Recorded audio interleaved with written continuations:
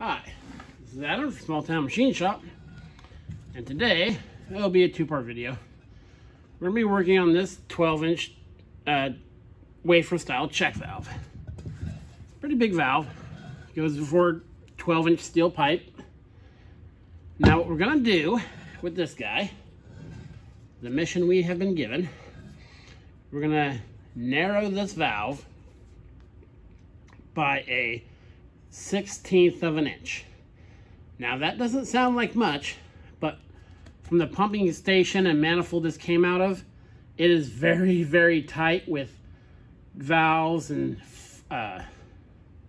flow meters and stuff past it. There's a lot of double flanges because there's no room for spool pieces. So we're going to do that to modify this one. This is a Fresno. It's a very standard valve. And then what we're going to do is he said it was leaking by just a little bit. What that typically is, these have a rubber gasket in them. Let me see if I can zoom you in. Sorry, this valve has a little bit of weight to it. So let me pop this gate down. Way out of your guys' view. You see this white residual ring here? There's a gasket in there. You can just see it right there. It's a rubber, not an O-ring, but a D-ring, I guess you'd call it. Well, as you can see, let me lay this down. I'll bring you over. Okay, there, you can see the gasket. See the scale that gets in there? That actually starts hitting the gate, so it can't close all the way. Now, you could take a grinder to that, certainly, and get most of it, being very careful not to damage that seal. In some cases, you can order the seal. And then, normally on a check valve, you'll see discoloration if it's leaking real bad. The higher the pressure, the more prevalent it'll be. Usually it's a gold or shiny or really dark spot. This doesn't look bad at all. So it's probably just barely, I mean, you can see the discoloration here of where it's sitting on the, the rusty stuff. And we'll clean all that up too. But while we have it in the lathe, taking this diameter down, we might as well stick a tool in there and get that cleaned up with a boring bar. Now, you need to be careful when you're reducing these webs here. You don't want to take a whole bunch off. The flange sits way down here too, so it is supported by the body. But just be mindful, if he brought it to me and said, oh, take a 1/2 inch off this side, 1/2 inch off the other, I go, let's see if we can order one that's closer to what you need. But 1/16 of an inch is fine. That's a 1/16 over the whole width. And then when we turn it, I don't know if this is gonna show up. Let me see. It's kind of a, it's kind of rough. You can catch your fingernail the whole way down it.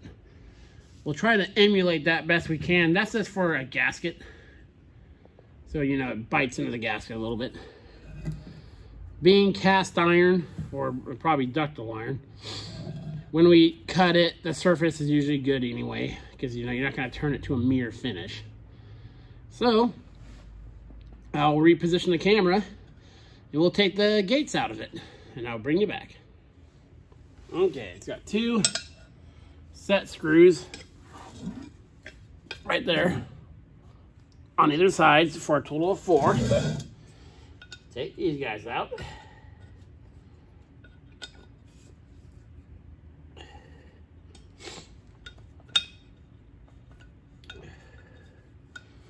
Out this guy. Back you out just a bit.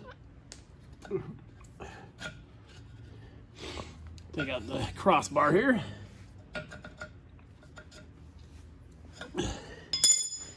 I'll take out both plugs for the main bar. And they're just big set screws. All double door check valves are made pretty much the same. Is that this pumping station has a lot of older valves. They're odd lay lengths. So now push this guy through. And that spring's under tension, so we're going to be careful with that.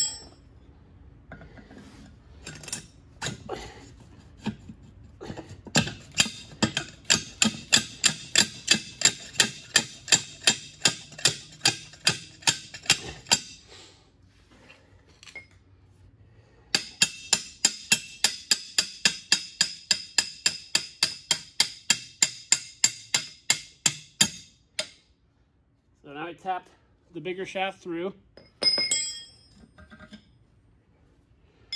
Now pull this one out. You can see it's kind of already pinched up that way. So take something big and heavy. Set that one in here. There we go.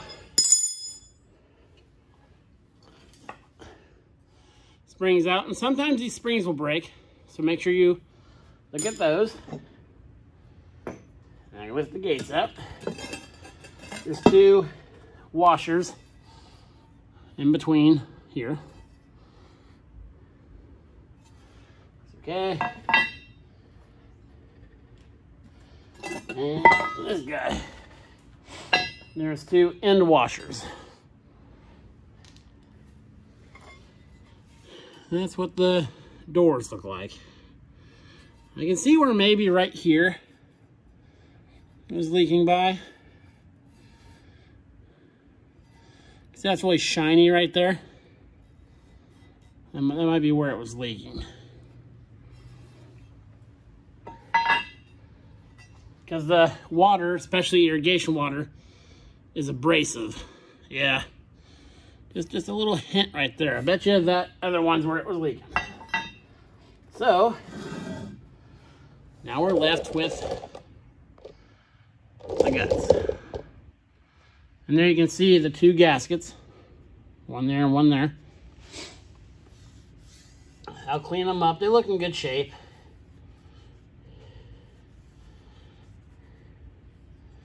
I can definitely tell. You spin you back a bit here, especially on this side. It's all crustified up here, where it's sitting just a little bit. There's a little thing right there. It's sitting pretty high right there.